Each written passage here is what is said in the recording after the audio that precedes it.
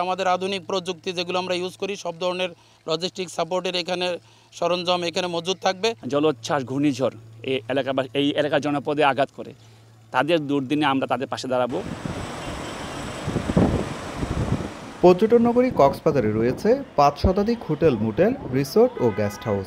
একই সঙ্গে রয়েছে 300-রও বেশি রেস্তোরাঁ। রয়েছে বিশ্বের সর্ববৃহৎ আশ্রয় শিবিরও, যেখানে কয়েক লাখ শেডে বসবাস করছে 12 লাখের বেশি রোহিঙ্গা।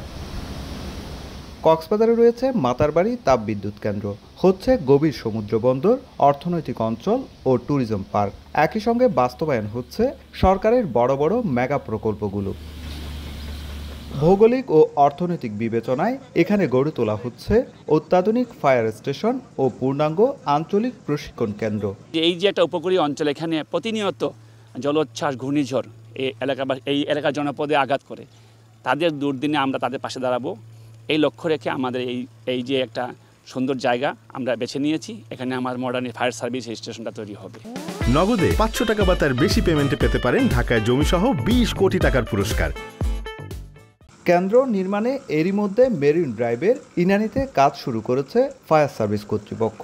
তারা বলছে এখানে থাকবে আধুনিক প্রযুক্তির সব ধরনের সরঞ্জাম। অত্যাধুনিক যে লজিস্টিক সাপোর্টগুলো, যেটা আমাদের আধুনিক প্রযুক্তি যেগুলো আমরা ইউজ করি সব ধরনের লজিস্টিক সাপোর্টের এখানে সরঞ্জাম এখানে মজুদ থাকবে, যাতে আমরা যে কোনো ডিজাস্টারে, যে কোনো বিপর্যয়ে আমরা দ্রুত মানুষের সেবার জন্য আমরা আত্মনিয়োগ করতে পারি। কক্সবাজার শহর থেকে 20 কিলোমিটার দূরে টেকনাফ মেরিন ড্রাইভের ইনানীতে 6 একর জমিতে গড়ে তোলা হচ্ছে ফায়ার সার্ভিসের আধুনিক ফায়ার স্টেশন ও পূর্ণাঙ্গ আঞ্চলিক প্রশিক্ষণ কেন্দ্র।